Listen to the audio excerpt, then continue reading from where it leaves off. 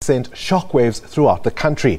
It's alleged police forensic investigator who was a part of a team probing the sexual assault of over 50 learners sexually assaulted 2 this week. A criminal case has been opened with the police against the investigator, and he's been withdrawn from the case with immediate effect.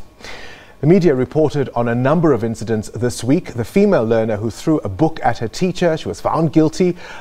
She was found guilty, and she will be punished for her actions. In another video, a group of learners are fighting each other. How does the department plan to deal with violence in schools?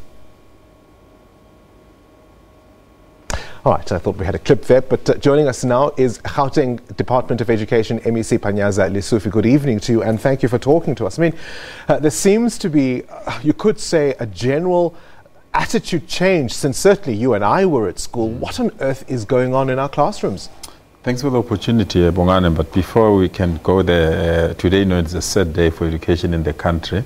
That 5-year-old in the Eastern Cape that fell in the pit toilet, it has left us in a very bad state, and I hope the family will find comfort as well as the entire education space, because it's something that we try to avoid.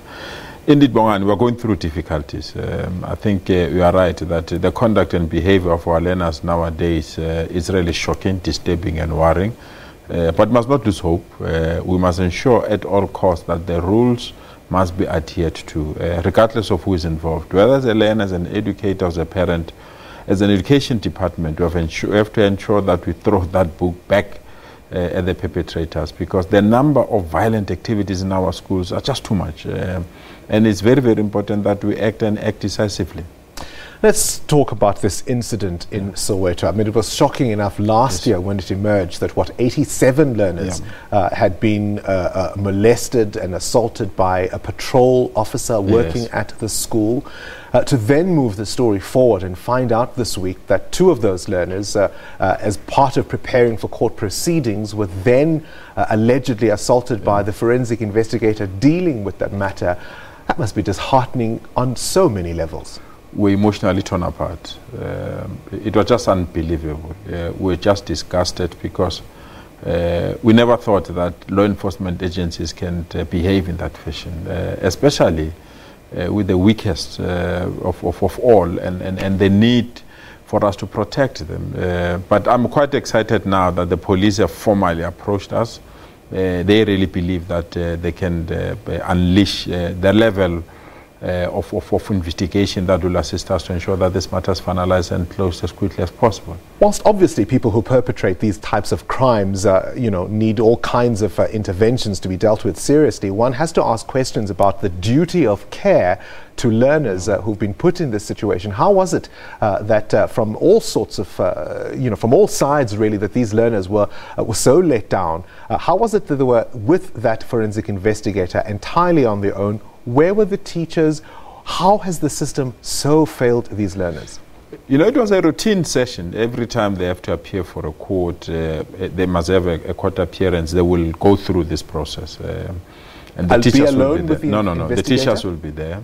It started as a group work, and then went on a one-on-one exercise. But on this particular day, the teacher was present. It is this alleged perpetrator that requested the teacher to excuse herself, purely because the teacher felt that they needed privacy in terms of the question that need to be asked. But so I have to it turned out, it turned out that it was not the privacy that good teacher was working around. But part of how you set up these systems in the first instance is that you can't have somebody operating in this kind of situation alone. Why is it that that teacher agreed to be removed from the situation? And one has to ask questions around where the social support services were as well. I mean, it shouldn't have been up to the teacher alone to deal with this. No, we accept that. That is why we've put that particular aspect as part of our investigation, so that we can learn from this thing. But above all, we can have answers to the families, because families are also asking those questions. Why did we send a male person to handle this particular case? Why was it at a secluded venue? Why the teacher refused to be part of the session? So we have to go back to the family and give them answers. And to be in a position to give those answers, we've established a team to investigate that and deal those things. But what I know now, and I'm glad to the NGOs and the teams that are working, that the affected learners have been given the necessary support so that they can go through this process with a minimum pain as possible. I know this is not something you can necessarily speak to, but the Sowetan today, for example, quoted a police spokesperson who said, in fact, this was routine. There was nothing untoward with a forensic investigator who's trained in the way that this one was to be alone with learners in this type of situation. Is that a view you share? No, it's not. And that is why we're quite relieved when the SAP has approached us today to indicate that indeed they're taking this matter serious and they're going to ensure that everyone that is involved goes through that disciplinary processes. It's a conversation you and I have had before about throwing the full extent of the law at situations like this and perpetrators like this.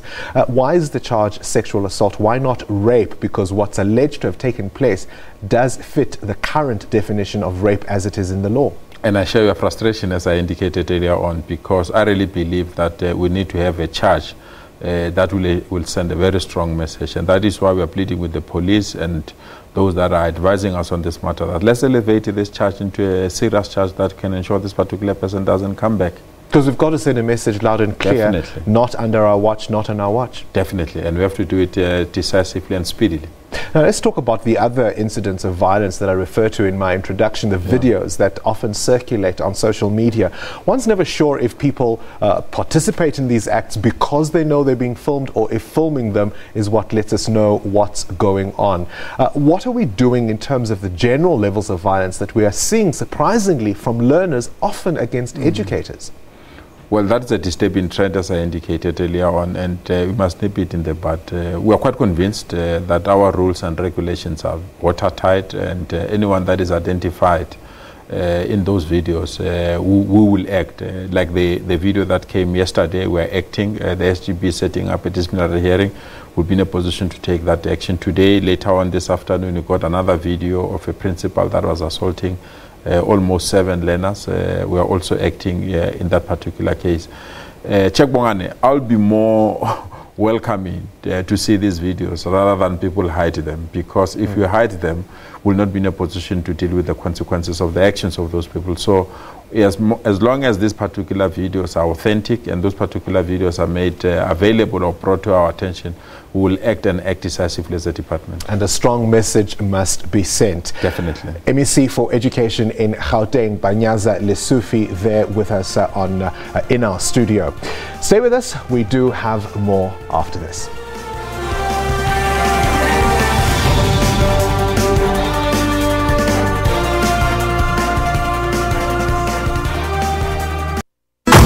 Nations, 44 matches live on SABC 1 and 19 SABC radio stations. SABC is the official broadcaster of the 2018 FIFA World Cup Russia.